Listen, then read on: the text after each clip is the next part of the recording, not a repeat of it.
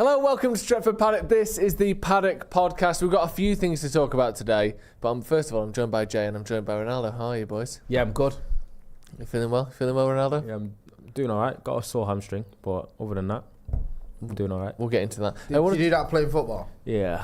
Yeah, I thought so. Let's talk about Manchester United Scored as well. a little bit. Scored? Before Yes, we talk about I didn't this know you nonsense. scored, did you? Good lad, man. I was too distracted with all this Steve talking about this goal that was like Paul Scholes' goal. Sorry. Well, less of that. Right. Sorry. But also, let's talk about I'm Man proud United of him, as man. well. He scored. I don't care about Paddock FC. I care about Ronaldo.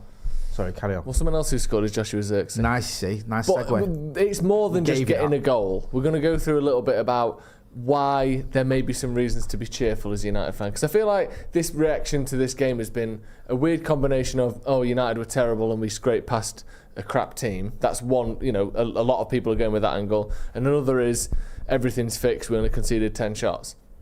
Let's have a look at what has actually happened and maybe why things are a little bit different to some of the hell that we saw last summer. Yeah. Or last season, should I say. But first of all, Jay, how are you? I've not really spoken to you since the game. No, I'm good, man. I enjoyed it. I was back in, good to be back at Old Trafford in my new little section that I'm in with all my mates. It was a decent atmosphere where we were really good, actually. Everyone seemed up for it. And the game wasn't great. I'm not going to pretend that I was like stood there going, this is fantastic football, I'm really enjoying it. It was a bit up and down, to be honest with you. I thought United started off a bit sluggish and then got into it. But the main thing was just getting that win. And it was good to see Zirkzee come on. And I was impressed with your boy as well, Mazraoui. I can see why you've been raving about him. He almost made me forget about the love of my life, Aaron Wan-Bissaka. Not quite though, Aaron. I still miss you, kid. But he was very good, very positive. For a debut as well in a Premier League game, you couldn't help but be impressed with him. So, some positives there. Yep. I'm going to annoy you both today because I'm kind of a little bit in the middle with a lot of things. Well, I know we're going to get into it, but my sort of stance, and I do have an opinion on everything. Being in the middle is not a bad place to be. I'm in the middle of a lot of subjects when it comes to Manchester United in a minute. That's how I genuinely feel. And I know that people lose their mind when you dare to say, well, I'm kind of in between those two, opinions, but I'm not one way or the other. In fairness, I think for the reaction I've seen from fans is a positive one, but not like, I don't think I've seen any like delusional positivity, to be fair. Yeah. I think people have been fairly positive about the result and a lot of the aspects of the performance, but I haven't seen fans getting carried away. I think because of what's happened recently, people are more like wanting to see it followed week in, week out. Because then everyone's like, but we've got Brighton next week, who's going to be a step up, and you've got Liverpool after that, which will be another step up. And people want to see these performances like strung together and see some sort of like synergy and something consistent. But for me, I thought against Fulham there were more than enough positives to take. And I always think the first game of the season anyway, you very rarely are going to get a perfect performance. To be fair, especially when you've had a lot of new signings, people going. I know we've got the same manager, but it feels like there's been such a big revamp within the coaching setup that there might be a bit of tactical tweaks and changes to kind of integrate as well. Because we're not sitting here and saying it was perfect, but I thought there were good enough things about it. Because I know people are talking about how much better the pressing was. Yeah. Well, let's start with the pressing. Let's start with that, because I do think that's been one thing that seemed more cohesive to me. That gap in the midfield that kind of, almost put an end to Casemiro's career last season, alongside a lot of actions he took himself as well, seemed to have been closed a little bit, didn't it? That when teams were playing out, when Fulham was playing out, there was always a United player there with the Fulham player. Maybe sort of between 50 and 70 minutes, it got a little bit more stretched and those gaps started to appear again. But I think for good portions of that game, it felt as though we had more control over what Fulham did when they were in possession, as well as what we did when we were in possession. It felt like that press did seem a bit more kind of cohesive and repeated. Do you agree with that? Yeah, I knew because our first 20-25 minutes of the game wasn't great. I think Fulham started off better. Yeah, I think United were the better team for the rest of the game. And with the pressing one, it's coming back to Jay. The stuff that I'm in the middle about, I thought it was definitely aspects of it that were better than last season. But sometimes you got to wonder whether, a lot of people would say it to me and argued with me last year, saying it's not always the tactics. Sometimes it's players having the ability to do what the coach wants and ask, or what's required of them from the system. And some of that was actually a bit proven, I think, because I looked at it when I looked back at the game and thought the pressing structure had aspects that were better, But then I wondered whether it was also the fact of just having someone like Mason Mount. As much as you want more from him in terms of on the ball, he probably is one of the better kind of engines and pressers of the football, probably in the Premier League. Well, let me give you a stat to back that up then. Exactly, and I think I started to wonder whether it was just the pressing structure being improved alone, but the fact that we went with a formation that had Bruno Fernandes and Mason Mount setting the tone and setting the press, and that's something that they're very good at because they've got the legs and the energy. So sometimes you got to wonder how much of it is weighed towards the structure being better, or whether it's just having people that are able to press at the intensity better, or willing to do it. Do you know what I mean? Just a bit on Mason Mount, because it feels like it's another one where people have been sort of pulled two ways with him, or pulling him two ways. So Marcus in the comments says, why is Mount allowed this leeway to be a donkey in the 10 position with the number 7? Obviously very critical, I think overly critical regardless of, but that's a comment that's just come through. Then on the other hand, we see Statman Dave posting a tweet earlier, Mason Mount made 23 counter pressures against Fulham, more than any player managed in the Premier League in the opening weekend of the season.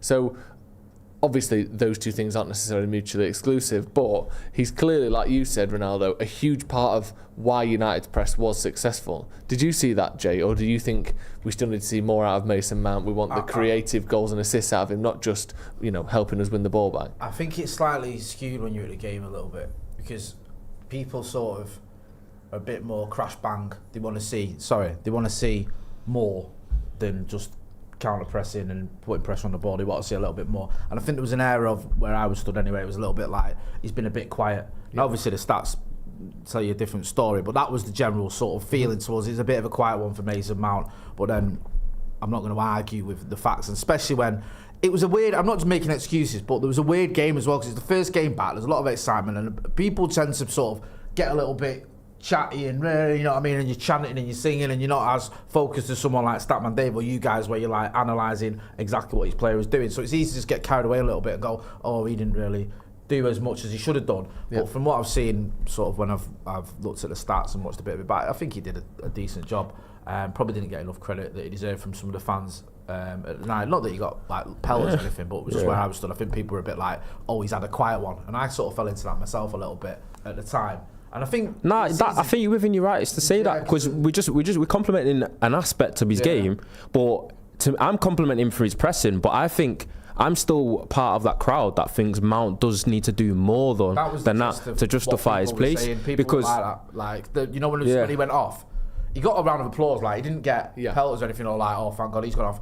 But as people were chatting, it's like, another bit of a quiet one for Mason Mount, That was the general sort of feeling, and I was on board with that one myself. I'm not going to pretend I was stood there going, no, it wasn't. I was like, yeah, it was a bit. That's part of why sometimes people feel like the structure almost, the way football is now, needs to even take up more weight, because if you've got Mason Mount where your pressing is much better when he plays, and your energy off the ball is much better when he plays, because he almost sets the tone up there, because that's just his work rate, then it kind of puts pressure on. If he's the guy that you need to play for that reason, then it's like, what will the pressing structure look like if he doesn't play?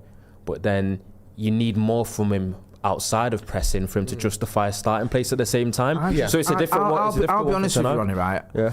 And I took a lot of stick for my predicted 11. Genuinely, probably the most stick I've took from United fans on Twitter or X, because I put and I wouldn't mind, right? A lot of people got annoyed because I put Mount in my team. And I think I got 10 of the starting 11, but I'd gone with Mount. I dropped Diallo, not as my predicted 11. I dropped Diallo, and in the end he dropped Garnacho. And I just didn't see him dropping Mount, and I thought, who's going to make way? Probably Diallo, and I was wrong. It was Garnacho, but it wasn't like I got 3 out of the 11 right. But I just thought he will start Mason Mount. How's that going to work? Now the thing that I think now is, sooner or later, when everyone's fit, or maybe even a Brighton game, I think Mount's going to struggle to get into this team. I do, because I think that front three is going to feature Garnacho, it's going to feature Marcus Rashford, and it's going to feature one of, eventually, maybe not Brighton, sorry, but eventually Højlund or Xerxes. And I just feel like Mason Mount, I don't see him fitting into that midfield when everyone's fit. I don't know. You know what's another aspect to that as well? Where he's going to be. Like, I just don't. I'm struggling because you're not going to drop Bruno. You're not going to drop Kobbie Mainoo. And I don't think if Casemiro makes way, I think that's going to be for another midfielder doing his role, which isn't going to be Mason Mount. So I'm just curious as to how Mason Mount fits into this team. Yes, you need options, but I think if everyone's fit, if we had another FA Cup final, for example, and everyone's fit, does Mason Mount start? I don't think he does. And that was going to... But I think... Sorry, I just think not yet. Yeah. But when's the last time he started 3 games in a row for United? Did he do it at all at the start of last season? Maybe he did, but it's certainly been almost a year, and we don't really know what he brings yet. And obviously, you've got to earn your place, though. Of course. But I think, and I'm not saying you get to be there just because you're an unknown. That doesn't translate to you get to start because, like you said, you have to prove it. But I do think we don't really know exactly what he brings yet. He only made 11 passes in his time on the pitch the other day, which isn't enough. It feels like that, don't it, when you watch him? It does. And 11 of 15 passes, the 73% accuracy, I don't really mind that because if you're trying things, that's going to happen. Completing 11 passes, you're just not on the pitch enough, not on the ball enough. If you're only attempting 15 passes in, 60 minutes, that's not enough. When you look at, by comparison, Bruno Fernandes, Casemiro completing 43, 42, 42, 43. 11 passes is bad. I didn't even know it was that bad. I thought it was... Bruno, I thought was frustrating. He didn't have a great game in my opinion. Frustrated me a lot the other night. There was a lot of times I thought his decision making let him down. I love Bruno Fernandes, by the way, but there was a lot of times when I was like screaming for him to get his head up a little bit. Yeah. But that's Bruno for you. And I think the thing you all know with Bruno is you take the rough with the smooth because he's a player that's always going to try things, and usually, more often than not, he's, at the end of the season or the end of the game, he's done something that's worthwhile. It was just a frustrating evening for me watching him because I was getting really annoyed with him. There was a couple of times when he could have just played someone in and he didn't get his head up. And he did that thing of shooting from silly range. Another, because what I was going to reply to what you said before about how Mason Mount fits into the team. Yeah, I agree with that. But what I wanted to do first was give him his credit for something that he did well and helped United with, obviously on Friday, because obviously I'm a big critic of him. I was critical of the signing in the first place. Obviously it's not gone so well. I was critical of obviously the price, just the whole valuation of it. And he was unlucky last season with injuries. And then when he's played, he hasn't really pulled up trees either. And then you can be like, oh, he's not started enough games, you're not seeing enough of him. But it comes to a point where he has to almost justify that. And then I thought maybe the way that he's going to be fitting into the team might be the same way you saw Anthony play so much, where it becomes political then, because you've invested £60 million into a player that had a year left in his contract. He was injured the whole of the season. You feel like you have to then give him opportunities as a club or an institution. You feel like we've got to play him out at least some. We've got to start him games at least some. We've got to see some sort of return on our investment. We've got to give him an opportunity. And that's sometimes the situation that United gets themselves in with the transfers that they pay for players. Because if Mason Mount doesn't fit into the first start 11, which he probably doesn't with the strongest 11, then the season goes by and he's just basically a bit part player that sometimes plays occasionally or can't really get ahead of Bruno or anyone else in terms of performances. Then United are going to look at it and thinking, we've had Mason Mount for 2 years, bought him for 60 million, we've got nothing to show for it. So that sometimes I wonder whether that pressure sometimes goes on managers. Do you know what I mean? I think you might have a case there. Yeah. And I think for starters, I don't think Mason Mount's there yet in terms of nowhere near are we giving up on him or anything like that. I'm not being melodramatic. Obviously, he's still a good player and we want to see more of him. But I feel like the Anthony one is you're getting away with that. You're not even giving him minutes now with Anthony. Do you know what I mean? He didn't get on, did he, on Friday? And I saw him warming up. I don't think he got on, did he? No, he didn't get on in the FA Cup final. So he's basically just making up the numbers, isn't it? Really, at the minute. Yeah. And I feel like you've made a decision there, and I feel like the board or the hierarchy are going, okay, you got that one wrong. We got it wrong collectively. We'll allow you to just forget about him and not play him at all, and probably just have him playing in the Europa or whatever. I don't know whether that comes into the thinking. It might not be there yet, but further down the line of like with Mount, can you sort of say, right, okay, I've spent 80 million on Anthony, 60 million on Mount, I'm not going to play either of them. I think it's a bit like, you might be like, I've got to give one of them a go. Yeah, but I also think conversely, yes, on one hand, sometimes you feel like you have to pay play someone because you paid a lot. But on the other hand, we paid a lot because we want to play him. And I do think that, let's compare Anthony and Mason Mount. Anthony got 44 appearances in his first season. He got 38 appearances last season. So he's 82 games into his United career before Ten Hag's gone, actually, this guy's not in. Jesus Christ. We're 22 games. How many games? 82 games. And we're only 22 games into Mason Mount's career, most of those being off the bench. So we're, in my eyes anyway, we're nowhere near seeing what he's capable of and being able to even make a conclusion on whether he works in the system, whether he can replace X. I agree with all that. I don't think we're there yet. We're nowhere near there. I like Mount. I think he's a good player. And you, mainly Steve, convinced me a lot. Me and him did something for his channel where I was sort of arguing against the Mason Mount sign and he was arguing for it, and he pulled up some stats. And I'd seen a few games of Mason Mount. I thought, yeah, there's a player there. So I was like, coming round to it. When we got him, I thought, okay. The issue I've got with Anthony, for example, it was obvious his position is there. That's where you play him. Right wing, he's playing there. I think part of the problem with Mount is it's still a little bit unsure. At first, when he came in, he was talking about him playing deep, didn't he? He said, I'm going to try him as he can play as a 6 almost, or alongside the 6. He can play as a deep line midfielder. We tried that for about 2 games, and he seemed to just give up on it. And then it's like, okay, maybe he can play as a 10, but then is that not Bruno's best position? How's that going to work? Or, then Mainu threw a sort of spanner in the works because he's come in and he's undroppable. Ten Hag said where he wanted to play him. But go on. He signed him and said he wanted to play him as an 8. Do you know what I mean? I think he signed him with the thinking his midfield was going to be Casemiro, Bruno and Mason Mount as an 8. Yeah. And then Mason Mount's come in and then he's probably realised he just doesn't suit that at all. Because I think he wanted to do, like everyone talks about this 3-1-6. Yeah. Similar to what he played with Ajax, where he had Alvarez as the single pivot, as a DM, and then he had, I think it was Burgess, and he had another attacking midfielder to left of it, might have been Tadic. Can't remember. So he basically played with 2 very attack-minded, adventurous 8s that were quite high, and basically a single pivot CDM in Alvarez. And I think he envisioned there as well. He had De Jong as well. He envisioned something similar, but I don't know how you fit Mason Mount in. Do you think then that might have changed then because of Mainu? I think Mainu's emergence was an effect, but he's an 8 in it. But I also think he realised that probably he couldn't have that kind of adventurous setup with the lack of a DM in the Premier League. Because I said it, I thought Ten Hag's tactics that he had at Ajax probably wouldn't have worked the same way in the Premier League, just because the Premier League has better quality and better standard in terms of the other teams when you're in Ajax playing everyone else. And that whole gun-ho, a little bit being a bit adventurous and open mentality that we did have, it showed us being exposed and every time a team broke on us. But I don't know. I'm just going off what Ten Hag said when he signed Mount. He said he signed him to be an 8.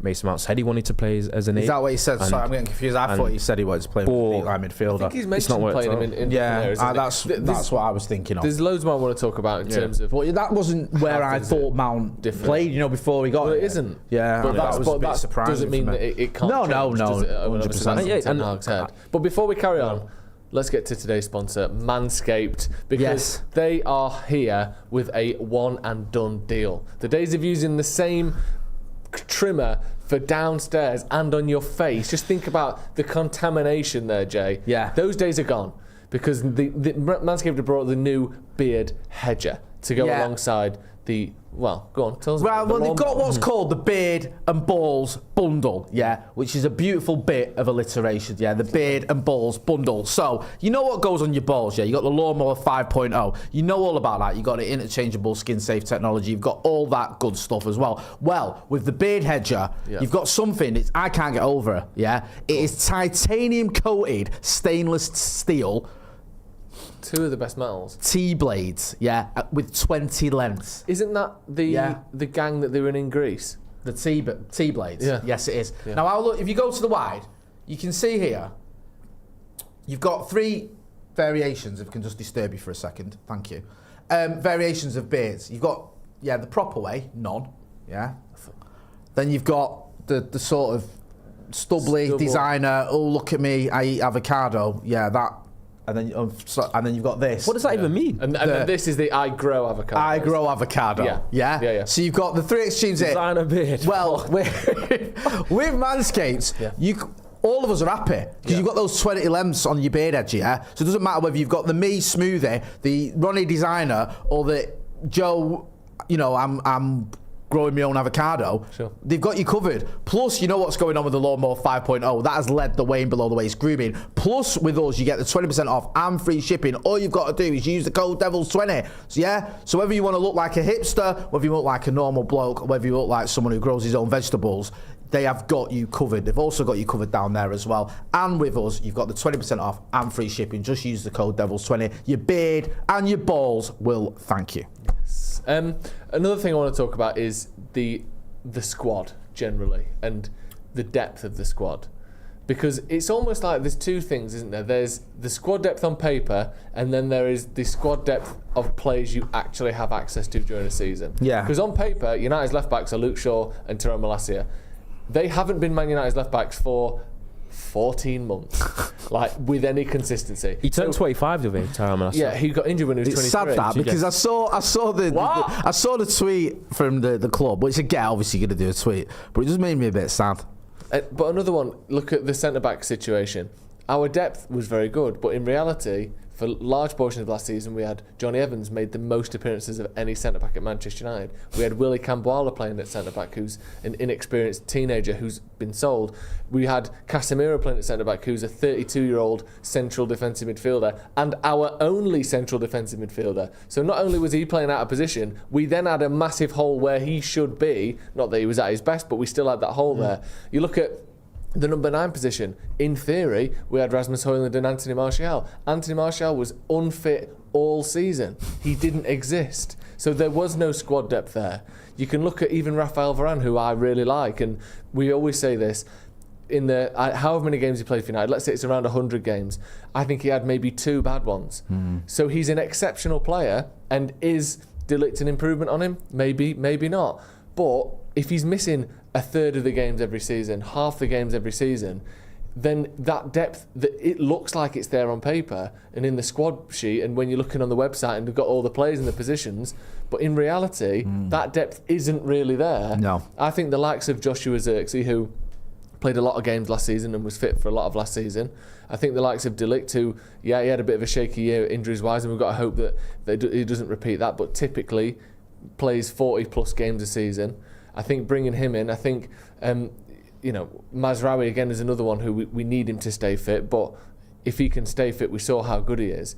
I think that, we're bringing in players who, if they can actually be available, are a big improvement on squad quality and in terms of, lifting the floor of the squad. I think Zirkzee in particular, we saw more out of him the other night than we did again from Anthony Martial all of last season. And that's not a diss on Martial's quality, but his availability in the times when he was needed just wasn't there, was it? So for me, I think that the squad generally, even though the transfers haven't been completely overwhelmingly brilliant in terms of personnel, and Zirkzee is a lad from Bologna who's already failed at Bayern Munich. Okay, fair enough, but can he put in a better performance than a constantly injured Martial? Probably. I'm quite excited by the transfers. What do you think, Jay? Yeah, I mean, disagree a little bit. No, I get where you're coming from, and I think the transfers that United have done have made a lot of sense. And I think the transfers that a lot of them I'd expect Manchester United to be able to do, I think we should be able to get a Joshua Zirkzee in. And I get, listen, Lenny Yoro one was a bit of a coup in the sense that he could have gone to Real Madrid, but we got him. But we paid a lot of money for him, for 18-year-old. And I think Laurie Whitwell did an article the other day saying we knew he had an injury as well, like he was carrying a bit of a metatarsal, or he'd had history with that. Yeah. So again, it's a good deal in the sense that you've got a player that we might have missed out on, but there's a reason we were able to get him as well. And I look at the Mazraoui one. I love Darren Wan-Bissaka. I get your point, Ronnie, though, that Mazraoui is more of a player suited to Erik Ten Hag's system, so you've sort of done a bit of a swap there, haven't you? You've sold Wan-Bissaka, who you don't really want, it doesn't fit what you're trying to do, and brought in Mazraoui. The Ligt one, again, a good signing. Yes, he's maybe had a couple of injury issues, and perhaps if you're going to be overly harsh, you might say hasn't quite hit the heights some expected him to once he left Ajax, but a very good player. And it's a good signing. 40 million pounds, is it, euros? A good deal, so you're happy about that one. These are all positive moves, and I'm not disparaging these signings or saying I'm gutted about them or anything, or I'm disappointed. All very, very positive. I just look at the overall quality and I think, these are signings we should be making. I'm just a little bit concerned about the fact that unless we get a midfielder in, I still think we're lacking. And I think that the issue you've got is, yes, you're right about the injuries. Last season we were ravaged with injuries, and if these players stay fit, great. But I also look at it and I go, in terms of the squad at the end of last season, you know, you look at some of the players we had. Amrabat, who didn't really fulfil his potential, what I expected of him during his time at Manchester United, did a job towards the end of the season, especially in that cup final. He's gone. We haven't brought in any midfielders. We don't know what's going to happen on that front. No. Yes, Varane's gone and De Ligt's come in. If De Ligt stays fit, then obviously he's a better option than Varane, even though I loved Raphael Varane. Martial was almost, like you say, completely useless because of his injuries, unfortunately. So in terms of bringing in players who are available, that's great. I just think in terms of the quality of the squad, it is an improvement, but it's not a huge improvement. And that's my only concern, is because we finished 8th, I feel like we need a little bit more, and that bit more for me is the midfielder and perhaps a left back as well. I don't know if we're going to get both, but certainly a midfielder. That worries me a lot, the midfield. What do you think, Ronaldo? Do you think it's just a matter of personnel, or do you think a change of vibe, a change of sort of feeling around Manchester United could, alongside these players, could help, push things forward? I think the Xerxes signing for, what was it, £34 million? Yeah, something like that. 35 million pounds, and then you've got the double deal for De Ligt and Mazraoui. I think Mazraoui was only around like 12 million. I think to start with, 12 million pounds to start with, yeah, 50 million euros plus 5 million. So I thought United have had really, really great value for money transfers, to be honest with you. And we already saw Xerxes Mazraoui contribute to United winning in the very first game. And then you've got De Ligt off the bench as well, who could easily come in and play instead of Maguire. I know Maguire was brilliant though, for me against Fulham. Well said. So I think the transfers so far have been good, but what will sign off a really good window? Obviously, we signed Lenny Euro for 50 million. It's upsetting that he got injured, but I think he's going to be worth more than that by the time he goes anywhere near what his ceiling is. If United are developing the correct way, I think he's going to be an exceptional player. And I think that was a big coup for United to get one of the best 18-year-olds or best under 21 players in the world in the squad, and beat off obviously rival teams that were interested as well. But I've said it multiple times on Twitter, and I've said it multiple times here. I think the window will be incomplete though if United don't get that midfield signing. That's my point. I came into the window thinking, in terms of needs, I thought centre half and centre midfield or centre defensive midfield was 1A and 1B, and we've got 10 days left in the window and we haven't signed a midfielder yet. And that's what concerns me, because as you said, you mentioned Casemiro's age. I know he had a better performance against Fulham. I don't think at this stage in his career he's good enough, or he's able to play week in, week out with European football, and with some of the domestic competitions as well, and United be competitive enough or take a big enough leap. I think we need someone else. And sometimes people talk about the midfield and be like, oh, it's all right though, we've got Bruno, Casemiro and Menu, which looks really good as a 3, but you need more than that with the way football is now, with the volume, the different kind of systems. One player might be suited to one certain opposition more one week or the other. We know we've got Mount and we've got McTominay still there, you've got Eriksen still there, but I think that middle of the park is lacking something for us to actually take that step that we need to take. I know Ugarte still linked, we linked to Burge as well, but I don't think the window is complete unless we sign that midfielder.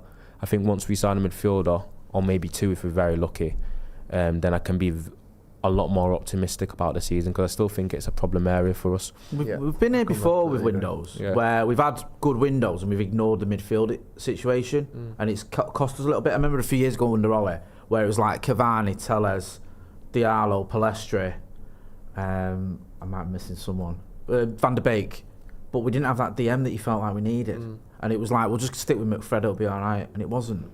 And I feel like that, I don't want to be negative because I'm happy with the signings we've made, but I keep going back to it, because we're actually weaker in midfield now than we were the back end of last season, which is...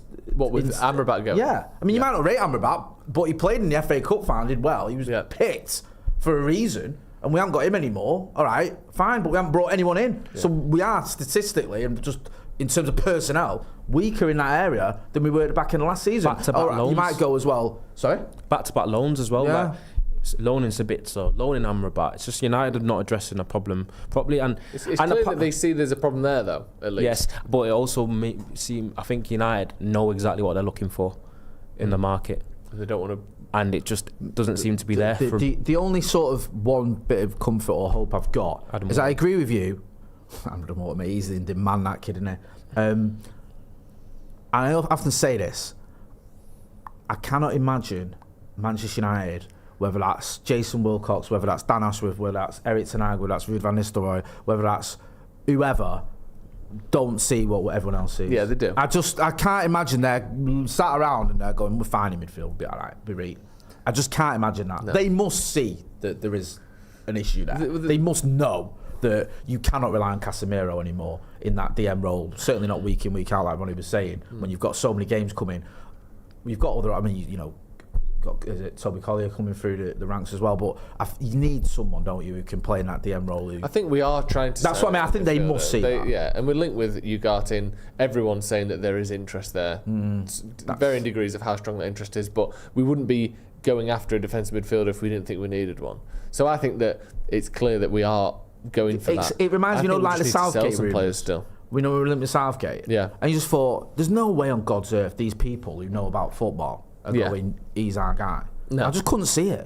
Do you know what I mean? Like, you think that's too much of a stretch. I know people like to lose their minds and get outraged, but I just thought, really? Yeah. Dan Ashworth and Jason Wilcox and I'm not going, Gareth Southgate's your guy. I just don't see it, and I just don't see them not addressing this issue. But he's just pointing out there 10 days left in the window. That's a little bit concerning. I think we need to get a bit of money. I mean, there's been some reports this afternoon, not from the top sources, but you know, some decent reports that Fulham are going back in for Scott McTominay. Good. Whether that's legit or not. I'm not hating on Scott McTominay, but if that's what we need to do, then get rid of a player who's not really playing, or we're not going to use, and get someone in who we are. Yeah. And I think if we can do that, then that makes a lot of sense. Because, again, McTominay is a decent player, but who can he adequately replace in our starting 11? He's not a Kobe Mainoo replacement. He's not a Casemiro replacement. He doesn't do what Bruno Fernandes does. He brings something different to them, which sometimes you want, and we've unfortunately had to rely on that last season in particular.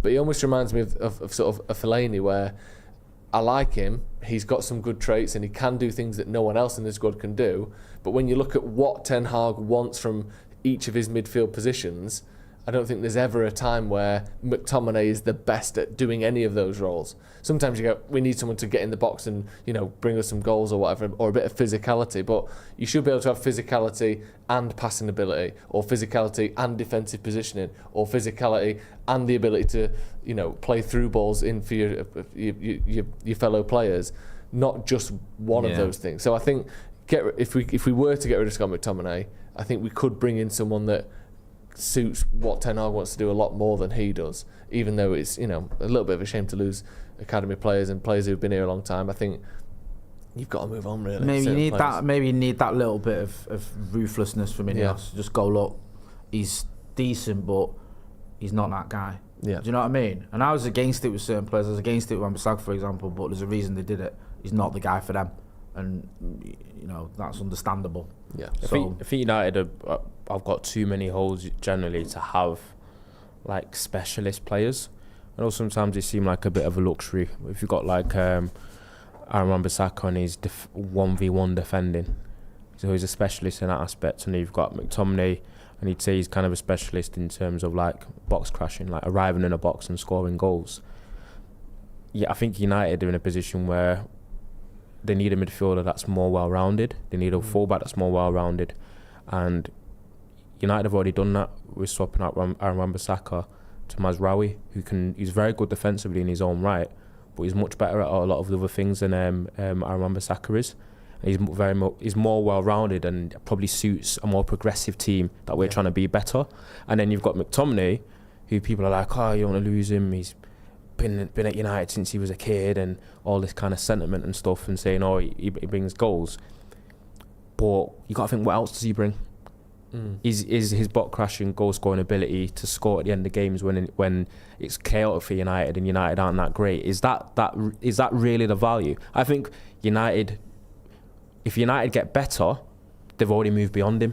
Yeah. Do you know what I mean? And again, I don't mean this as a diss to Scott McTominay, but when we say he brings goals, he's had one 10-goal season and no other double digits. So it's not as though he's a sort of a Bruno Fernandes type scorer, or even like a I don't know. I think the issue he's not there a great goal scorer. Is when you scratch beneath the surface of those numbers, and it was good numbers last season. I'm not knocking his goal scoring ability last season because he scored quite a few goals, but there was a period I think where he went 9 games, whatever it was, without a goal, where he started all those games, and then you look at his performances during those games, and he wasn't offering that much. I didn't feel anyway, and I feel like when you're not scoring, what else are you bringing to the team? It's not as strong as it should be. That was my opinion anyway.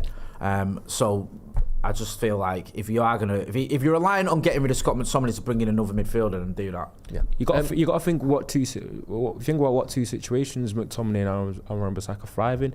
The thriving teams that are probably underperforming are a bit chaotic, where you need his 1v1 defending and his last ditch ability, or you need someone to nick you a goal in the box and in the game because you're a bit desperate.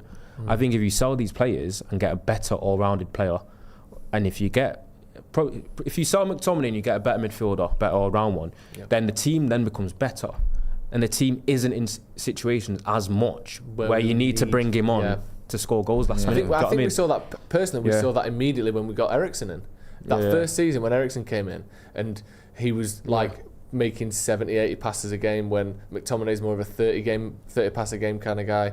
And that game against Arsenal where we won, I know Eriksen got sort of fouled, where maybe he didn't get fouled and they had their goal disallowed, but we beat Arsenal at Old Trafford. It was a blatant foul. Could have killed him. It was horrendous. Jesus Christ. He was brilliant in that game, Eriksen, playing through balls, running in behind. He got played in behind and squared it to Rashford for the 3rd goal. And instantly, from Fred and McTominay for those 3 or 4 years in a row to Eriksen coming in, who's so limited in some areas, but had more of the traits that a Ten Hag team needs: passing ability, positioning in transition, the ability to find people and turn on the ball and receive the ball from your defence and keep it.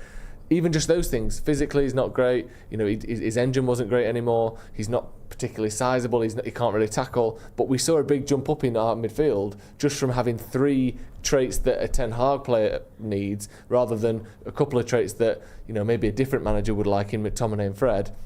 So I think if we saw like a younger, better Eriksen, which potentially Kobbie Mainoo is, or potentially Mason Mount could be, or whatever, then I think moving away from the Scott McTominay makes a lot of sense to me. Especially if you're going to go the other way, maybe even bringing a defensive midfielder like Ugarte. Now's the time as well, isn't it, to cash in, if you are going to. He's just had this season where he scored a load of goals. He's obviously got, I presume he's got a few years left on his deal. Load of goals for Scotland as well. Yeah, he's 20, is he 26? Potential. 27, sorry. So he's not, he's still on the younger side. He's not a young footballer, but he's got like 4 years on it left in him at least. So if you are going to try and get a decent bit of money for him, then probably now is the time to do that, because I don't see, if he has a season where he's barely playing for Manchester United this season, and next summer you're trying to move him on. You're looking at 8, 10, 12 million. And it's a bit, that'd be just pointless. What are the comments saying, brother? Colin Wilmot, who's been a member for 34 months, says, I hope Eriksen, Hannibal, Lindelof and Sancho go before McTominay. At least Scotty makes an impact when the creative stuff isn't working. I don't disagree with that, to be honest. But I do think that you can't always pick and choose who other teams want to buy. The trouble, exactly. The trouble is with all those players you mentioned, in an ideal world, you would sell them. But I think clubs looking at them will be looking at a lot of those players and going, there's a massive flaw there. Yeah. Like Sancho's had 3 seasons. Who in their right mind would sign Jadon Sancho from United now? He's had a bit of a nightmare. Yeah, he went to Dortmund, did okay. I think, he did very well in the game against PSG and a few others, but it wasn't amazing. No. It was decent. I think the only probably positive of United signing so many players with potential not fulfilling it, or as quote unquote people say United or PSG kind of ruin careers. Maybe sometimes these players that come here and don't do well, they still have sell-on value because some clubs maybe think that they can save them. Yeah, they blame it on United rather than. I think maybe they've got. Hopefully, I think some teams can look at United players and think, they can have a bit of a saviour complex, thinking, I can get more out of them than United have, because United have been a bit of a mess. There might be an element of that. I worry with the Sancho wages. Because his wages. And also, Hannibal had a loan move that was a disaster, a complete disaster. And there's always question marks about his attitude. And I hate using the word attitude, but when it fits, it does. And it does with him, I think, unfortunately, even though there's a lot to like about the kid. And then, who else was it? Lindelof. I think he might go, but he's injured. He's been walking on crutches the other day. Who's going to sign a player on crutches? Listen, him. I know it happens, but, you know. Tina Tellefson Tatoka with a super chat said, going from Ugarte to Sander Berger is like believing that you've got a BMW or Mercedes and getting a Lada. A Lada, there's a car you don't hear very often. Yeah. What's his basis for that opinion? Just because one plays for PSG, one plays for Burnley? That's probably the only thing that he's judging that off. I don't know what Tina's methodology behind that or thinking behind that was, but that's her thinking. That's usually the thought. Maybe. Yeah. Greg's Scott, which is somewhere between a bakery, someone who works for Radio 1, and the thing that the doc shouts in... Greg Scott. In Back to the Future. Mount needs to play smarter, not harder. Interesting. I think he plays very hard. I think there's no question about that. The work rate he puts in is literally the main thing we've been praising. So if there's room for anything, it is smarter, isn't it? Yeah, that does make sense. I want to talk about some other clubs a little bit. Why? Because United channel, mate. Yeah, but the concept of a league and football generally does have room for more than one team. Oh, God. Imagine the Premier League was just one team and it was Man United finishing first. Still finished 6. Yeah, still finished last.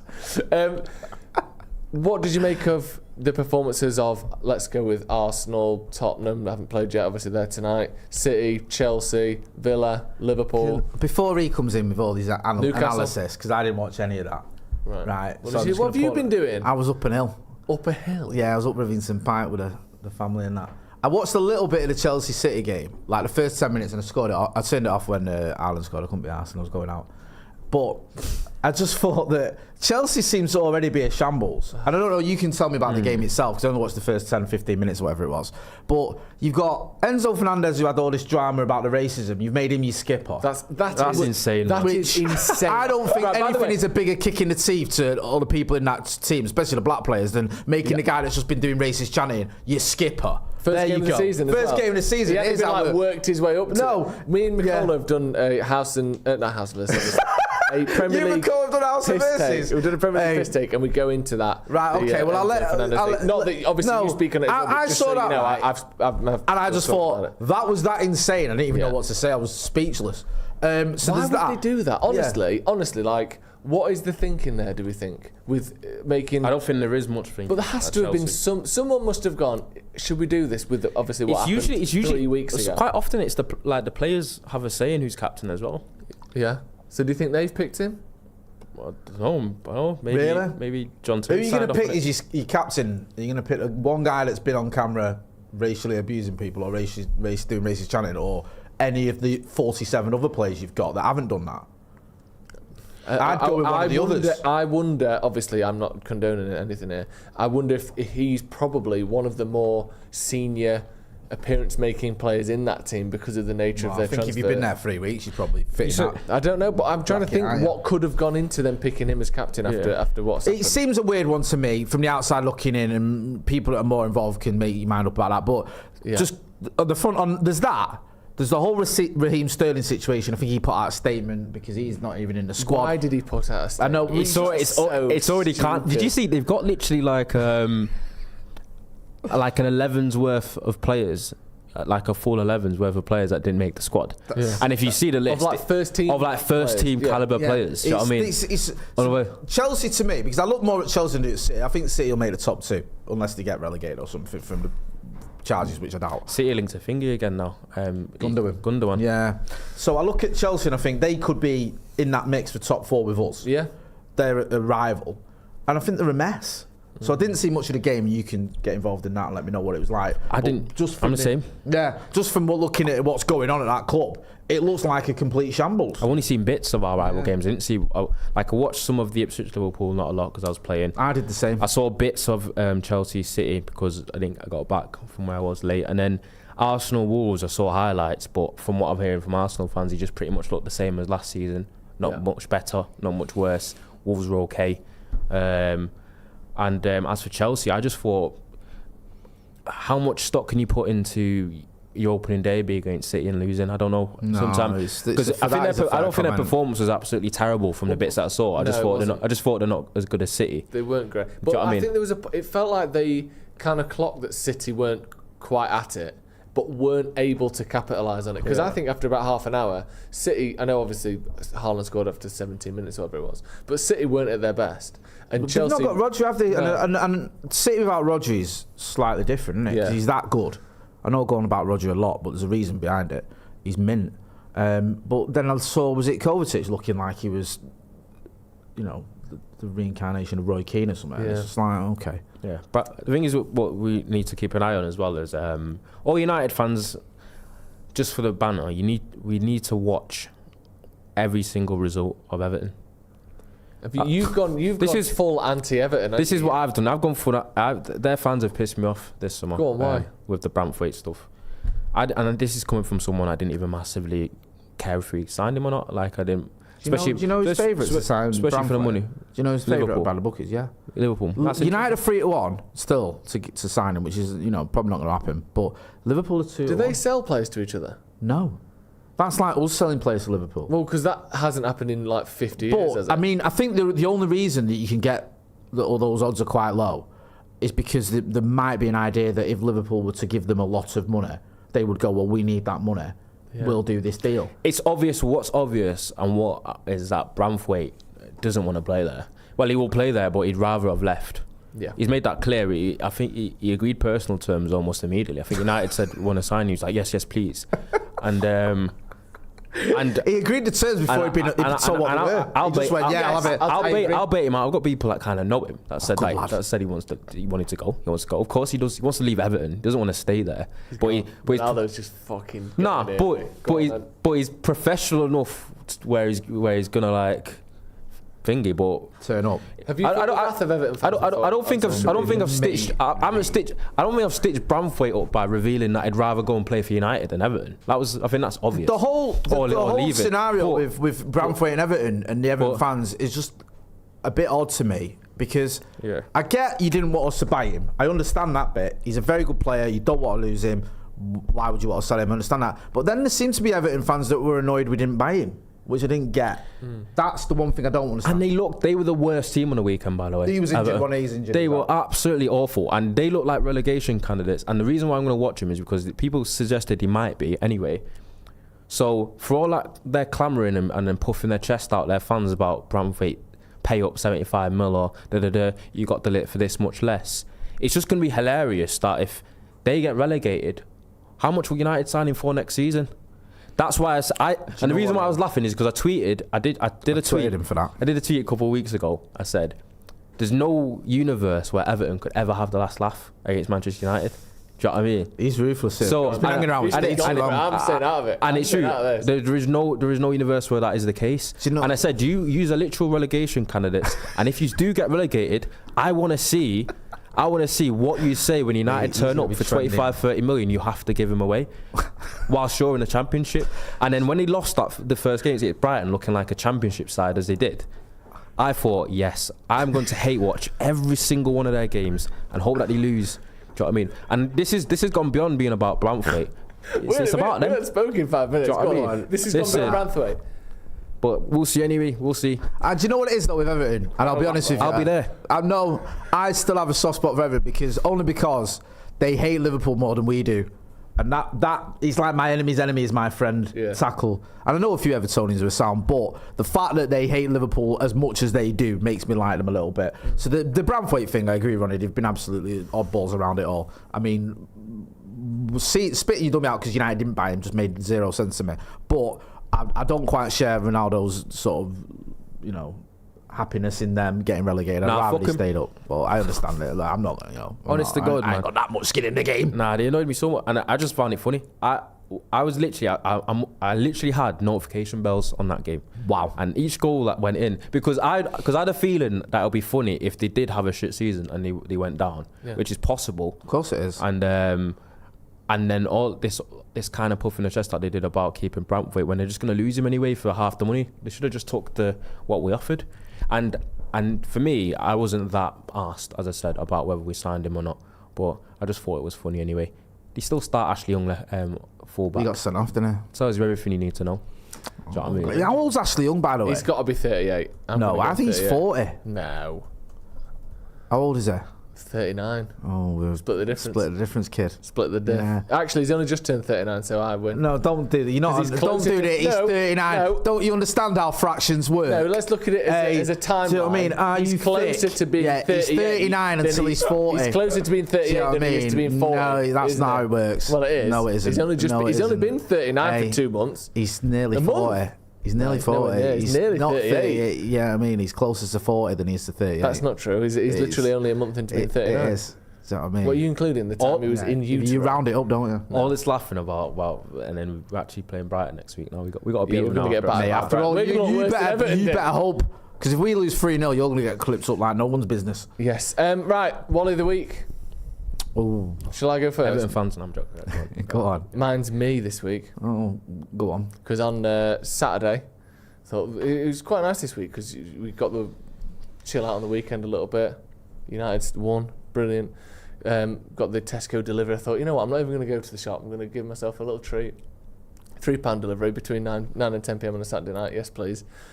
Got the phone call. Hey, mate, Tesco delivery. I'm outside. I'm just over at the gym. I'll come over now. Like, I'm just parked outside the gym. I was like, okay, cool. But the phone, I thought, there isn't a gym within the 7 or 8 minute drive of my house. What does he mean? Then I thought, hang on a sec. Let me just check the address that this has been delivered to. I got the Tesco delivery delivered to an address I haven't lived in for 6 years, and it is in Deansgate, and I live in Stockport. That's a 55-minute round trip, Jay. So I rang him back and said, wait there, I'm driving over now. So between 8:50 and 10 o'clock on Saturday night, I spent it driving a shitload of loose avocados rolling around in the passenger side footwell, as I could have just gone to the big Tesco and done the delivery myself. Unbelievable. How thick is that from me? 6 years I ain't lived there for.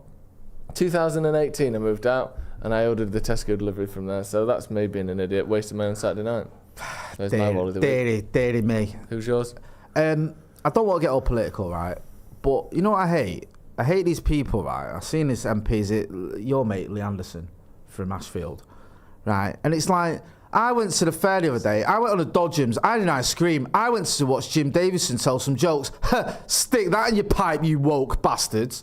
I don't care. What are you on about? Yeah. Like, how's that bothering people? Like, why are you acting like just because you've been out for the day, that's some sort of, you're striking a victory against wokeism? We've had a what nice are you on big about? Racist day out of yours. Hey, they won't like that, or they will other lefties. Yeah. What, he's done like a massive post about it. I just thought, just live your life, bro. No one cares. Yeah, it's just performative bullshit, isn't it? He's such a I don't get me started on the fact that like 50-odd-year-old men are all going on the Dodgems together without any kids. Not being funny, if I took my family out on the Dodgems and see a load of middle-aged men on their own on it, I'd be a bit like, yeah. But anyway, that's a different story. Yeah, he's my Wally of the week. Yeah, fair. Nice one.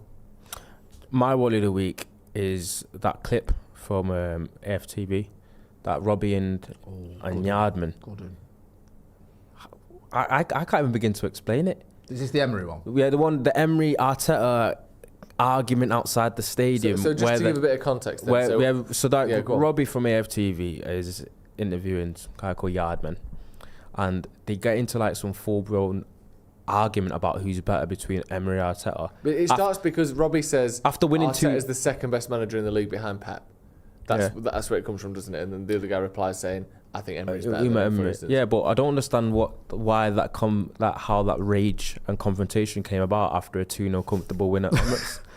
Outside, I saw it, and the first thing I saw it, and I thought, wait, did they lose?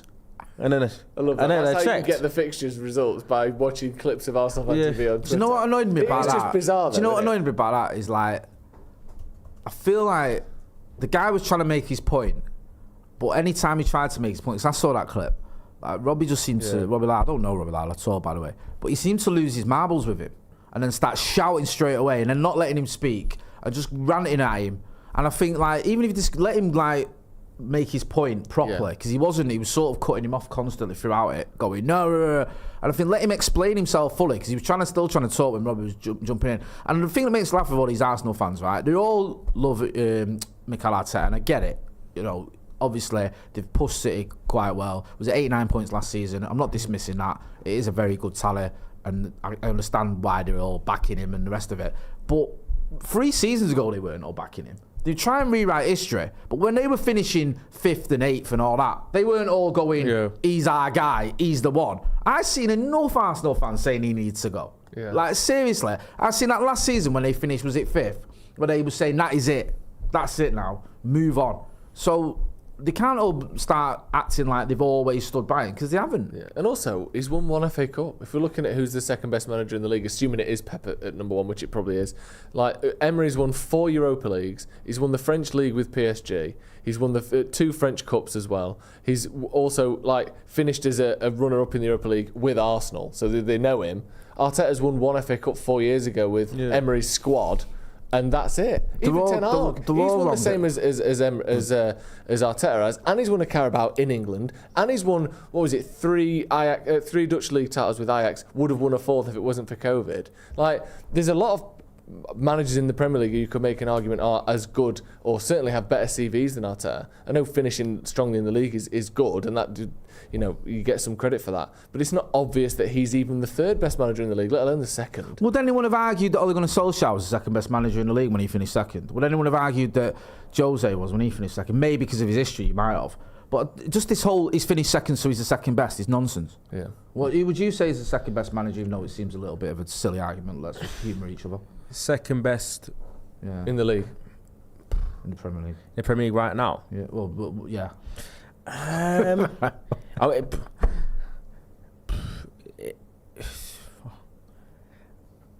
think saying Arteta's not a mad shout, but I don't think it's mad. I think Arteta would be in a, because I'm not going to sit here and pretend that Arteta's not a really good manager, because I think he is. I don't think you have to. It's not like, but I think there's a certain like pedestalising that he gets that's a bit too far. That's what I've said. But I think I don't know. It's hard. I think it's a hard question for me to answer. Normally I'm quite definitive in what I think, but I'm not sure. I think there's a few managers in the mix there. Will Hesketh with a super chat says, Joe, I'm worried about Dom. Yeah, thank you for that message. He's all right. We've been speaking to him. He's fine. Is he all right? Yeah. Dom, good guy. I mean, you know. Okay. Yeah. But yeah, I'm in touch with him and we're chatting to him, so don't worry about that. Thank you. All right. Okay. Yes. Well, I hope everything's all right. He's a good kid. Who's your second best manager? I think Emery's got the second best CV. So I'd probably say Emery, but I wouldn't swap Ten Hag for him. That's the answer. Yeah, I think... You all discussed me. The second best manager in the league is obviously Pep Guardiola, because the first one is obviously Erik Ten Hag. Come on, don't be stupid. Facts. Brilliant. Just absolutely spot on there. Hit like on the video if you haven't already. If you're watching this and there's less than 500 likes and you've come all this way, please hit the like button. Thank you very much for joining us again. Make sure you check out Manscaped. The link to them is in the description, and using our very special code DEVILS20 you get 20% off and free shipping.